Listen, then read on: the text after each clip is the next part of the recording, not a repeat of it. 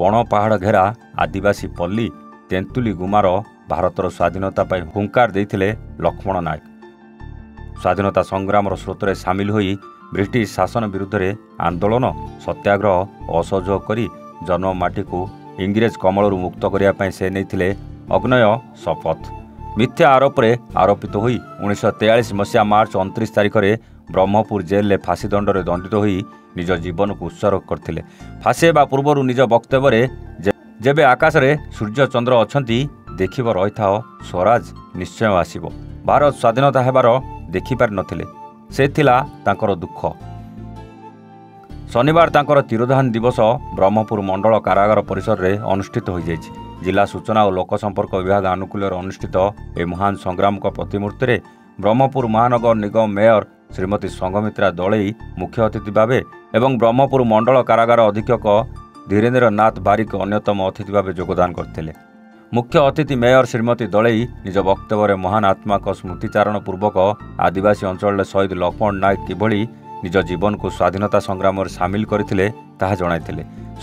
सर्वप्रथमे jail परिसर मध्य रहिथिबा शहीद लक्ष्मण नायक स्मृति मंदिर रे पुष्पमाल्य अर्पण करा जायथिला। परे मंडल कारागार पार्श्व रहिथिबा वीर शहीद प्रतिमूर्ति रे पुष्पमाल्य अर्पण करा जायथिला। भारप्राप्त उपनिर्देशक रविनारायण बेहरा परिचालना और अध्यक्षतार अनुष्ठित यह कार्यक्रम में ब्रह्मपुर उपखंड सूचना और लोक संपर्क अधिकारी रश्मिराणी निमाका, ब्रह्मपुर सहर बहु विशिष्ट व्यक्ति, मान्यगण्य व्यक्ति, अनेक सांबादिक गण और मंडल कारागार समस्त कर्मचारी उपस्थित थिले।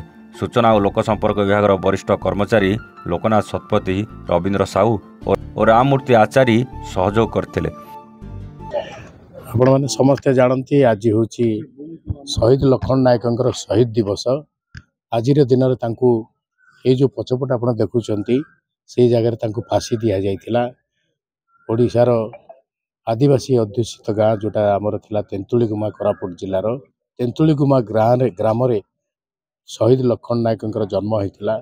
से सी गांधीजी डाकरा स्वाधीनता संग्राम से आदिवासी मानक मिलकर किभली भाव में देश को स्वाधीन करा मत प्रयास करथिले। सी आदिवासी नेता भाव में आज आम समस्त गोटे हृदय जिणिचंती। से समय जो माने स्वाधीनता संग्राम रे झांस देइथिले ब्रह्मपुर कारागार मंडल रे बंदी थिले एवं आजिका दिन आमे निहाती भाव में मन करबा आवश्यक, मन रखिबा आवश्यक, तांको स्मृतिचारण करिवार आवश्यकता। आज शहीद लक्ष्मण नायक फांसी दिवस को 83 वर्ष भर्ती हो गला एवं से क्षेत्र में आज आम ब्रह्मपुरवासी मेयर हिसाब से मु अत्यंत गर्वित। कहीं से समय जो समय इंग्रेज मानक शासन थिला जड़े अशिक्षित कहगले आम लिटरारी अशिक्षित कही परिबा नहीं। वे तो से लेखापढ़ा जानी नथिले किंतु स्वाधीनतार माने जानिथिले, नागरिकंकर कर्तव्य जानिथिले एवं ता सहित शासकंकर कर्तव्यटा नागरिकंकर कौन हबो से कथा से जानिथिले। प्रति वर्ष परि ए वर्ष मध्य शहीद लक्ष्मण नायकर तिरोधान जयंती को महासमारोह रेटी सर्कल जेल ब्रह्मपुर रे पालन करा जाउछि।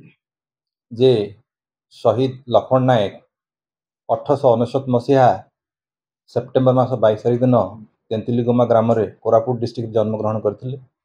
तांको समस्ते जानिछन्ति से होचन्ति कोरापुट गांधी। तांकर जो अहिंसा नीति आदर्श रे समस्ते जनजाति लोक अनुप्राणित होई 1942 मसीहा रे जो भारत छाड़ आंदोलन होता से समस्ते सामिल होते एवं से जो भारत छाड़ अहिंसा आंदोलन रे जदिओ हिंसा किसी नथिला किंतु इंग्रेज माने जानी शुणी गोटे हिंसार वातावरण सृष्टि कले। जेतिकी संग्रामी मानू लाठीचार्ज कले एवं सही समय भितर दुर्भाग्यवशतः जड़े फरेस्ट गार्ड मरीगले। तांकरी मृत्यु को आधार करी शहीद लक्ष्मण नायक को फांसी दंड दंडित करथिले एवं से जो मंडल कारागार कोरापुट शहीद लक्ष्मण नायक आमर जो ब्रह्मपुर मंडल कारागार को स्थानांतरित होते एवं ये जो रहणी भितर सी आजिर दिन में 1943 मसीह फांसी कुंडरे इंग्रेज माने झुले देथिले।